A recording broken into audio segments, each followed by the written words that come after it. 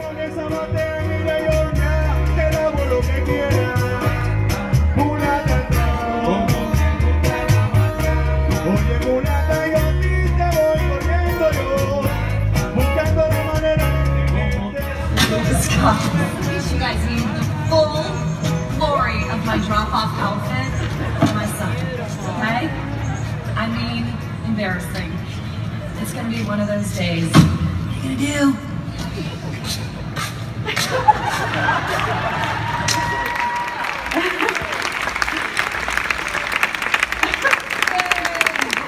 I don't know if you guys want any advice from me after seeing but you know, every mom can relate. I thought we would be on time. My outfit wasn't stellar, and we weren't on time, and I had to walk them in. And it's just like I call it the mom walk of shame. So I assumed your children didn't have challenges growing up, but clearly they do. They have to have mom, as my son says to me, dad. Yeah. So this is, what of this can our audience learn, right? I'm interested in these folks being able to come away with some lessons. It's not to do what you just did necessarily. There's something else there, right? There's whoever they are. Yeah, I think, you know, one is, what is your story? People connect with stories. I took on billion-dollar industries with story. I was very connected to my why. What is your why? And if the why is greater than yourself, you will have more energy and more passion on the days that you want to give up. You will have more courage. People ask me a lot where I get my courage. My courage literally comes from this why is bigger than myself. And the why for me is to elevate women. To elevate women on the planet and to honor the women that came before me that didn't have the chances that I had, and even the women around the planet right now that still don't. That's what gives me my courage. I mean, I'm scared of a lot of things. I mean, I'm terrified. I was terrified to call on my first account that I sold Spanx to. I still get nervous, but I think, you know, that's what drives me. And so what is your why, and stay connected to it. I think that's a really big part of it. And be yourself. There's only one of you, so don't try to be anything other than yourself. And I think there's so much power in sharing that with your consumers and your loved ones. Is the why something you have to have out the gate, or does it evolve over time? Did it evolve over time for you? I mean, I've had this feeling of wanting to help women and kind of make the most of my given life because of that for as long as I can remember. It wasn't really discussed in my home. I didn't, you know, I wasn't exposed to one specific thing that caused me to feel this way, but it really has been there for a long time. I would say that when people are looking for their why, I would say just a quick way to find out for yourself is what makes you cry. What makes you feel really bad, whatever that is probably pretty connected to a why or something that you feel really deeply about. So in my experience, the why is there whether you realize it or not.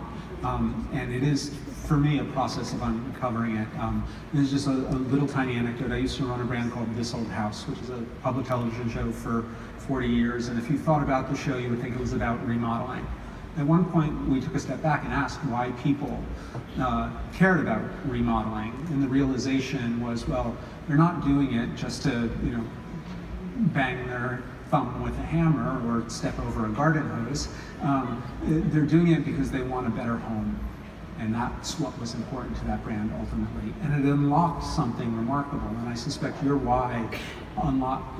You're just not a commodity anymore. When you've, Spanx is not a commodity. You are not a commodity in a world that is very commoditized because of your why. Yeah, for sure. And you know, I always say I took on billion-dollar companies, and I didn't have the most experience, none. I didn't have the most money. I had $5 grand in my savings for this, and you know, I didn't have any connections in the industry, but I cared the most. And I really believe that was a really big competitive edge. I cared the most, and I was determined to give better products for women, better solutions to women. I mean, this Spanx all started with one product that I thought of for myself to wear under white pants and couldn't find anything to wear that wouldn't show. But when I was standing on the manufacturing plant talking to everybody, I realized, oh my gosh, nobody here is really looking at this through the lens of the consumer. I am the consumer. I need to be her advocate. You know, it's like, who in the room is thinking about the fact that these are uncomfortable, or they're binding our waist, or they're rolling, you know, all of these things. So then I got really passionate about advocating for women through product as well. I walked around upstairs before, and there are all sorts of different companies exhibiting here, right? From solopreneur into quite large, successful, mid-sized companies. A lot of these people have partners. A lot of them have investors. You did it all by yourself. What are some of the things that were easier for you doing it by yourself, and some of the things that were harder doing it by yourself? And could you have done it if someone else were working with you? Well, I can't answer that last question because I didn't experience that. I would imagine that I could have, but I don't know. I think the benefit of doing it by myself is I didn't have to answer to anyone else. I could really honestly follow my intuition and my instincts at every turn. I could stay, you know, I didn't have any, sometimes there's conflict that can happen between partners or multiple parties that can distract from the business. I would say the downside of me doing it by myself is it can be lonely, and it can feel like, you know, heavy too, you know, when you're the sole owner of something. But I believe that the benefits of being able to really honor the path is outweighs. And that's what was energizing for you. Yes. Coming back to that, coming back to your why was what was energizing. Yeah, and I've had an amazing team of people around me throughout this journey. Right? I mean, I can't do it without the people around me. Like my assistant Lisa's here. She's been my assistant for 18 years. She's my right arm. But there's people at Spanx that literally hold me up, support me, and I tell people, as soon as you can afford to hire your weaknesses, do it. So when you're an entrepreneur, you're every department, and you're also, so you realize really quickly what you enjoy and what you don't enjoy, and what you're good at and what you're not good at. And there's usually a correlation between the two. And as soon as I could afford to hire someone to do more of the operation side of the business, I did. And that's been hugely beneficial. And I think as an entrepreneur, one of the biggest gifts you can give yourself is to stay in your lane. And what is your lane? You know, for me, it was inventing product, marketing, and sales. The other parts of the business are confusing to me. They drain my energy. They're not my thing. So I try to find, you know, those people that I trust and can lean on, and vice versa. The other thing I'll tell entrepreneurs is, as you become successful, interestingly enough, it becomes tempting for you to get farther and farther away from what you loved about starting the business. And that happened to me. So I was really good at hiring my weaknesses, but I wasn't as effective of staying really close to the front line of what got me energized. And so as the business grew, I suddenly became in a position where I wasn't doing product every day, and I wasn't inside the product development department, which is where I get all of my energy. I had somehow, the company, there were a few layers that had happened between me and that department, and then really I was in a position where just issues bubbled up to me. So I became like sitting in the company, and all the big issues that became big enough would come to me, and I would come home and feel so drained and not as energized, and think, not having as much fun. And it took me a while to put my finger on that, so that's another thing I can share with you from a lesson learned. And that's going from someone who had to call friends to appear on a video that the Oprah Winfrey Show was shooting of you because you didn't have a team and they wanted the team. Yes. And so, that was very resourceful, by the way. I had no staff. You had no staff whatsoever. Oprah called and said, we want to film you in your headquarters, which was my apartment in Atlanta. I was like, okay. And then when their crew arrived, they had so many clipboards and all this big production, and they go, we also discussed we want to film you having a staff meeting. And I was like, oh, okay, hold on a minute. And I called 3 or 4 friends and Connie that I'd met at mailboxes, etc. And I said, can you guys all be at my apartment in 15 minutes and look like you work for me? And they did. So that was my staff meeting.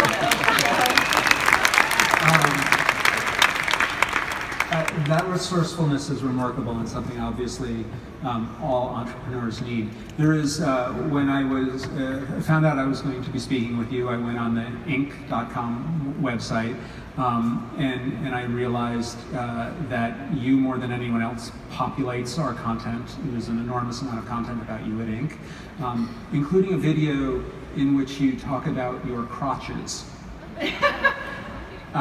Which it turns out is not an anatomical thing, right? No, but it was a problem that you had when you I mean, you were being playful in the video, obviously. Just I just have to ask you, have you ever been able to say the word crotch in an interview in your whole career? Not in front of legitimate people. No.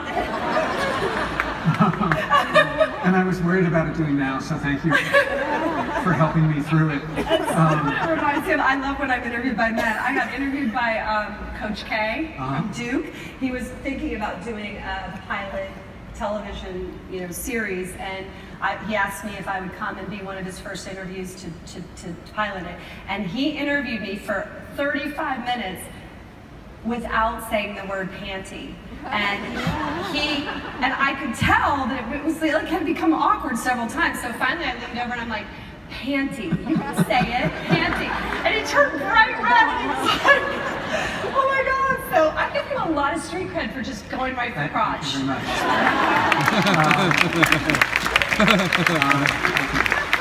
you very much. Loud, my mom's not here. Come on, man. But this was a problem, right? You had just made a sale to Neiman Marcus. You called your supplier, your manufacturer, and the gusset machine, which more proper people than we are call, that's what the crotch machine is called. The gusset machines were promised to another brand. Yes. And that is a stumbling block that could have derailed you entirely. Yes. It didn't. Yes. I mean, there are crises every day that happen. I've been doing this Spanx is 20 years old this year. I started it in 2000. And it is just a series of like, what you got, crisis after crisis. And how do you turn that into, make lemons into lemonade? And how do you find the positive? And so one of the things I always say is, as an entrepreneur, one of the most important assets that you have is your mindset. And I say, work on it daily. Like whatever it takes. For me, it's listening to Wayne Dyer. I've been listening to him since I'm 16 years old. Any kind of positive messaging that can get me ready for the game. I mean, you're basically like a professional athlete every day in a major game. I mean, it's just, the competition comes in, this crisis happens, that crisis happens. So the crisis that you're talking about is when I first started, I landed Neiman Marcus, which was unbelievable. It was like the most exciting moment of the journey practically.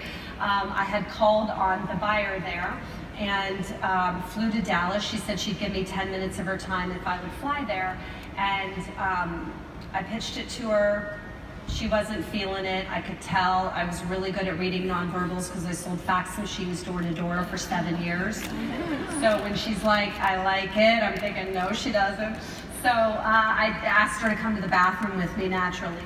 And she's like, excuse me? I was like, I know it's a weird request, but will you come with me to the bathroom and I'll show you my product on my body, in and out of my white pants. And when she said, Sarah, I get it, I'll put it in 7 stores, I flipped out. I was like, it was the first account I ever called on. And I called Sam at the manufacturing plant that gave me my chance to create these products. And I said, Sam, it's Sarah, I need more Spanx. I just landed Neiman Marcus. And that's when he said, first of all, he didn't believe me. It was like dead silence. I go, Sam, are you there? And he goes, Sarah, don't take this the wrong way, but I thought you were going to give these as Christmas gifts and holiday presents for the next 5 years. I was like, Sam? I was like, I just landed Neiman's. He's like, what? So then they patched me through to Ted, who I had met. Ted was super, super Southern, and I had had a lot of experience with Ted in the factory because I never quit my day job doing this, but I would drive at night and on the weekends, and I would take weeks off work here and there to go. And anyway, Ted said, Sarah, he said, well, that's great, but what you gonna do about the crotches? That's exactly what he said. And I was like, what do you mean? Don't they come with crotches? We've been making them with crotches the whole time. He's like, well, yeah, but you gotta have your own crotches. And anyway, it was a nightmare. So I just landed Neiman Marcus and I have no crotches. So I looked up crotch in the yellow pages. I really did. It's not there. It's not there. So then I found out there's a fancy word for crotch called gusset, which helped my search to find it. I found gusset companies around the world. They were FedExing me crotches. My roommate would come home. She was a school teacher, and she'd be like, you got another crotch in the mail. And at the last second, I found a guy, and I can't make this up, named Gene Bobo, who owned a crotch company down the road in Norcross, Georgia, in Atlanta. And Gene was probably 70, and I said, Gene, I need crotches like tomorrow. And he said, well, drive down here and tell me your story. And anyway, they got me the crotches in time to land Neiman Marcus.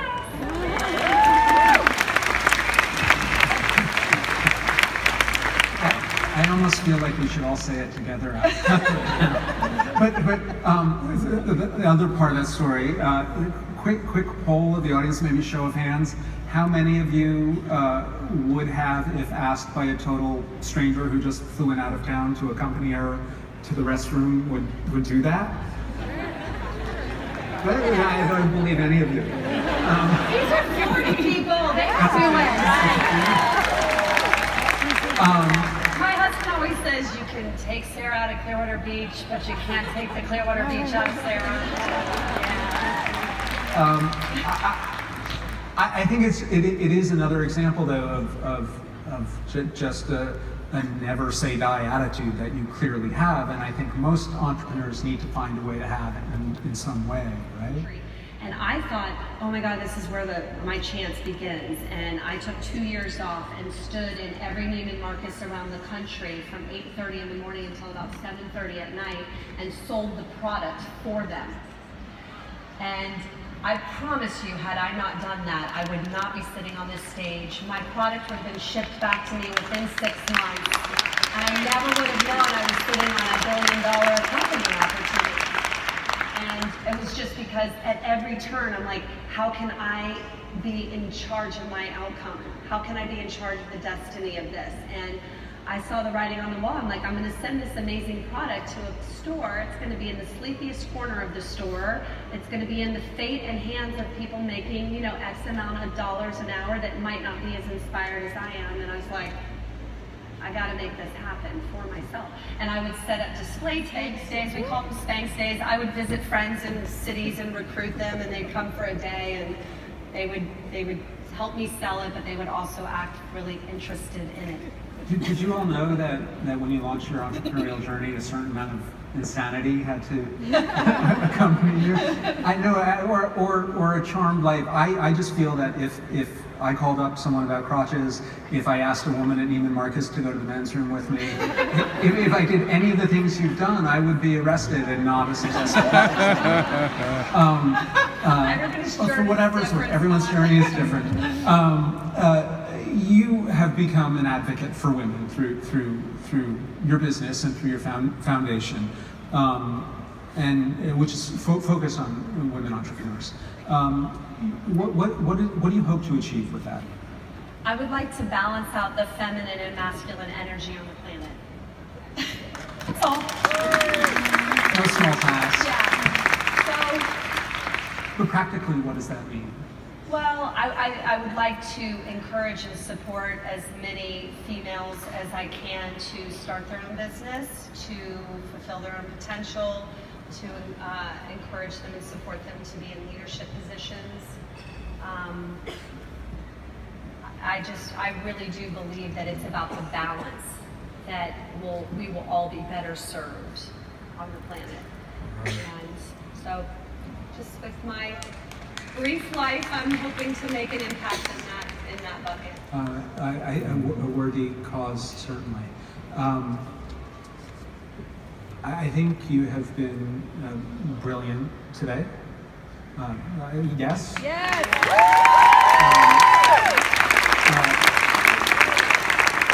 Am I going to evaluation? That's what these cards are. They're taking. Am I going to get a grade?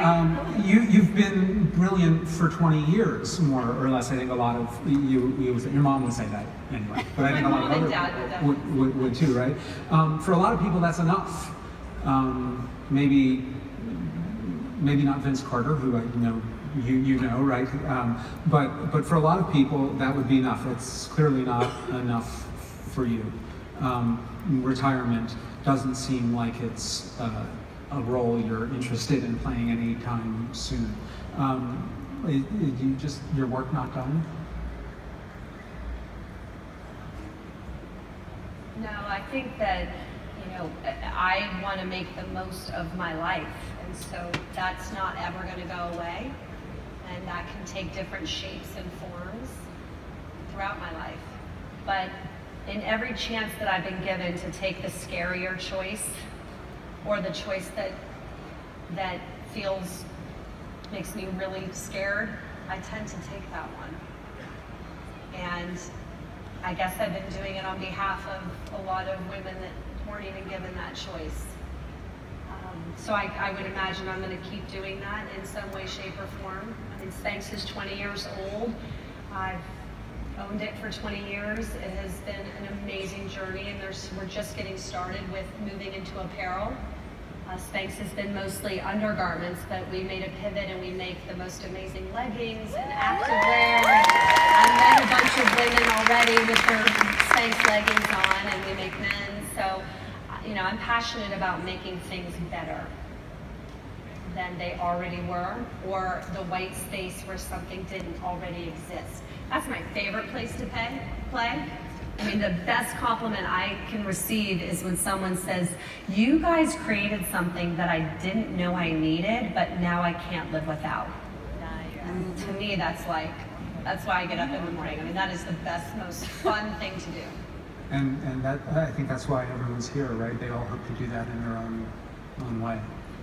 Yeah, one of the things I always say is sell the problem you're solving, not the product. People are far more emotionally connected to that than your product. And, I learned a lot from cold calling. I cold called for 7 years, or on and off for 7 years at Danka, and I've got a Danka friend here, Nancy. So Nancy and I cold called together at Danka, and I mean, I always say if there's one thing you can do once in your life, cold call, because the learnings from it is incredible. And anytime I meet anyone who's ever cold called, I'm like, wow, because it's a super humbling thing. But I learned very quickly the what's in it for me, and if you don't have what's in it for them in the first 15 seconds to 30 seconds, you usually don't get the second 30 seconds. So an example would be when I called Neiman Marcus. I had learned this through years of getting doors slammed in my face at Danka, and also getting, business cards ripped up in my face. Nancy and I we would lose our minds so much after brutal days that we had this code where I would say, "I need to meet you on a back street." And we would meet on a back street and we would blare the bare necessities. And we would get out of our car and we would dance in the middle of a street in a neighborhood to the bare necessities. Amen, sister. Amen. I mean, and so, but it was like, and so what I learned from all this cold calling, though, is that you got to have the what's in it for them very quickly. You got to learn to differentiate yourself. Why are you different? If you can't look in the mirror with your business and say why you're different very clearly and be able to articulate that to someone else, spend time in that part of your business and get clear with it. But when I called the Neiman Marcus buyer, I said, "Hi, I'm Sara Blakely. I invented a product that I know your customers are not going to want to live without. And it's actually going to change the way your customers dress, and it's going to help your sales associates sell more product, more dresses." So I didn't, and I learned that from Danka. You know, I mean, had I just called up and said, hi, I'm Sara, and I have a product I want to show you, and started going into all the features of my product, she may have tuned me out, but I immediately was like, I get in her head, like, what's going to matter to her? What's going to be important to her? And so that's a what's in it for them that I had to learn through brutal doors being slammed in my face. Sell the problem you're solving, not the product. I would always start with, you know, when I first started my product sales, I was like, do you own anything in your closet that you just don't wear anymore because you can't figure out what to wear it? And I didn't mean to say yes. And we would be sharing a common problem together. And then I would say, well, I came up with a solution for that. And here's what the solution is. Here's the why I did it. Here's why it's the best option on the market above every other option. So I would make it very clear that way. But yeah, if you can cold call, do it. It's really a great experience. I think this was a lot of really useful information in a tale delightfully told. I really want to meet your parents after this and find out how they I think they should write were responsible for. They should write a parenting They should write a parenting. Because they only had 2 children, and my brother's an entrepreneur who invented something in the tech space, and he was an accountant with no tech background, and he just sold his business to Medallia 3 months ago. Good for him. And Wow. so they raised 2 entrepreneurs that took risks and, you know, invented something. And I always say what you don't know can be your greatest asset if you will let it. I didn't know how any of it was supposed to be done. Like when I cold called Neiman Marcus and all these people from the industry came up to me and they were like, how in the world did you land Neiman's? I would look at them and I'd say, I called them. And they'd look at me and I'd look at them and then I'd go, why? What do you do? And they're like, well, I go to trade shows. There's trade shows. I set up a booth. I've been trying to get the Neiman's people to come to my booth for the past 3 to 5 years. Not even knowing that there were trade shows, I just followed a different path. So the trick is to pursue something you don't know how is supposed to be done. You have to really work on the mindset piece of yourself. Because self-doubt is there in every single one of us. I have self-doubt still to this day. I will have crippling self-doubt and I'll have to work my way out of it. But, you know, if you can get over the self-doubt part and pursue something that maybe you have no experience in and follow your own intuition on it, you're probably going to come across something really revolutionary and do it really differently. And I tell people at Spanx, I said, you know, we're all on autopilot. Everyone here is on autopilot. We're all doing something the way someone else taught us to do it or that we saw someone do it. So I tell people at Spanx, just close your eyes for a second and imagine how would you do your job if no one ever showed you how to do your job? How would you live your life if no one ever showed you how to live your life?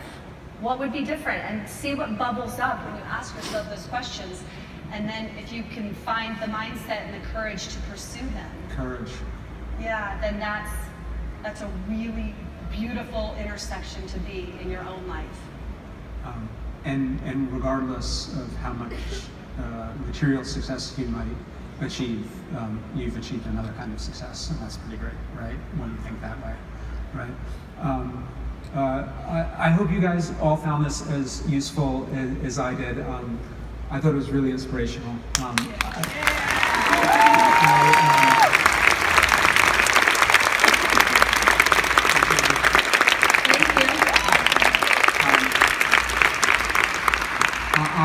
On behalf of these folks in the Synapse Summit, and with apologies to your orthopedist, thank you so much. Oh, wait, I have something to give to the audience too. Oh, jeez, yeah. I'm sorry. No, that's okay. Yeah, my orthopedist wasn't thrilled I was going to get on a plane, but.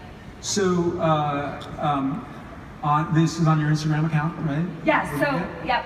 So I'm just going to give some, if anybody's interested, if you go to, get out your phones and you go to @SaraBlakely, which is my Instagram handle, and you put hashtag Synapse Summit in my last post. I'm going to pick 30 of you at random and give each one of you a free product, any free product on Spanx.com that you want. And then I have really good men product, and if you don't want a man's product, I'm sure there's a woman in your life that will be thrilled that you get her some leggings or something from Spanx. Thank you. And I wish all of you the very best. Keep doing what you're doing. The fact that you're even here in this room says a lot about you. It speaks volumes. And I just really hope the best for each and every one of you. Thanks for being here, and thanks for having me. Scott and Sara, thank you so much. We have to get We really appreciate your time. You know, you coming up here, even as you're managing through your transition here, will help you with your crutches off stage. Awesome. Thank you all for participating. You know, when we bring the Synapse Summit together and we bring entrepreneurs and leaders like Sara and Scott, it really is so meaningful to have this opportunity to share these inspirations and share these opportunities for our community. We love sharing announcements here at Synapse Summit, all the different ways that you all are making an important impact for our community.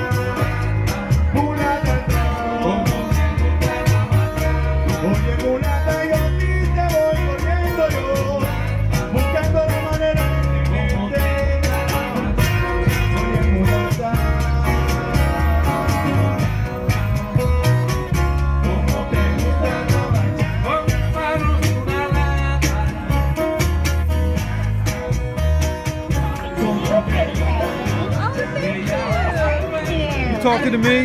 You talking to me? I'm talking to you, man. I'm talking to you with a cool hat. I want a hat like that. You must be talking to me. Rock and roll. Am I here to entertain you?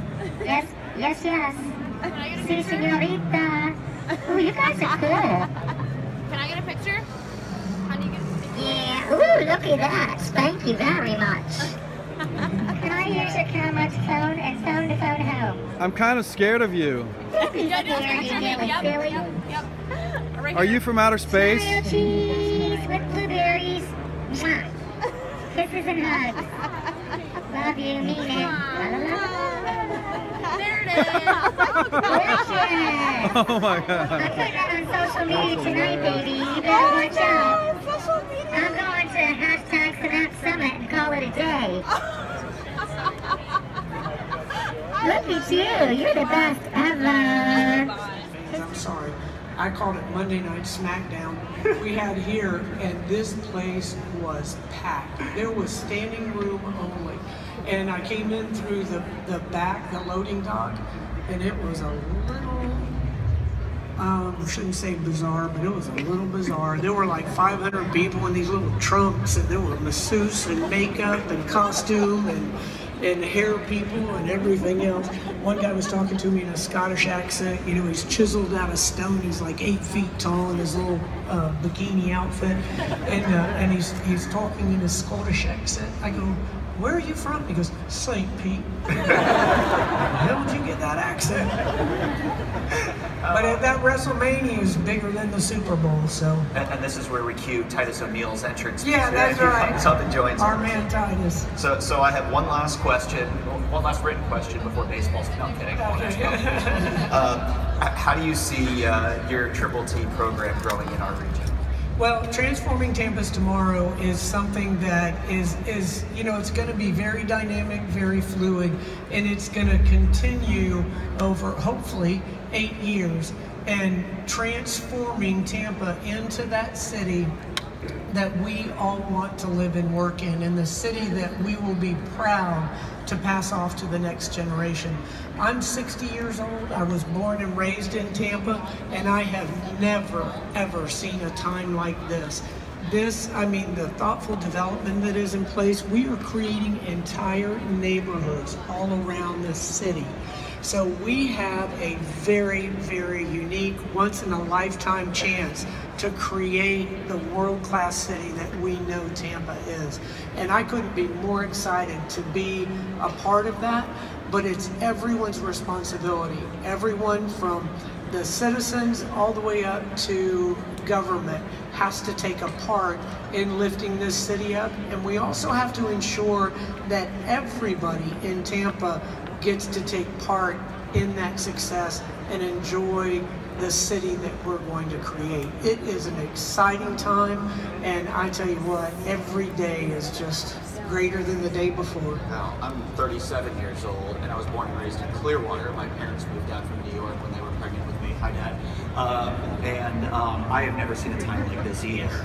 And being here now, being a Tampa resident, the growth, what has been happening, and we really are starting to find our voice. A lot of the things you've just said over the last half hour, I had said earlier in a talk, and it's phenomenal to see. And everybody here is very authentic, and we're paving the way for the future and really helping to create what that growth trajectory will look like all together as one community. So it's thrilling that everybody out here gets to be such a big part of it. Thank you so much for coming. Thank you for doing this. This is amazing. It's a big honor for me. It's a big honor for Synapse, for us, on behalf of everyone. Thank you. Everybody, let's give a hand to Mayor Castro. All right, thank you. Let's hear it for Synapse.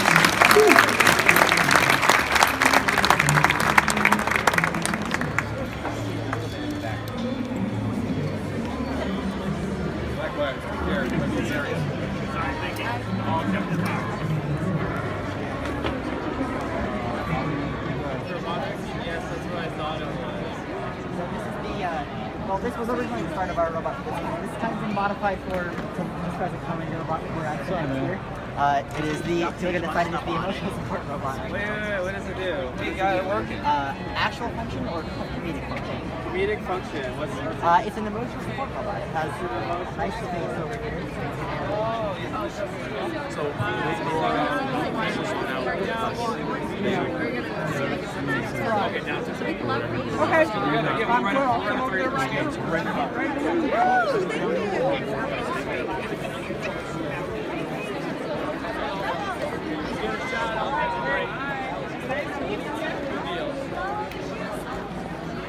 Oh, is that what she does?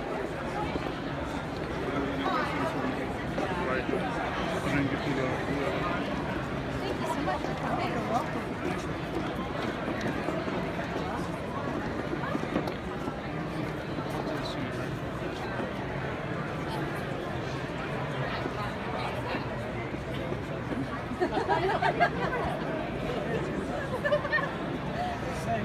Figure that out. Oh, This is great. and one of the things that we did was like, we had to think of, for his ideas, and we just threw this stuff around and just really let it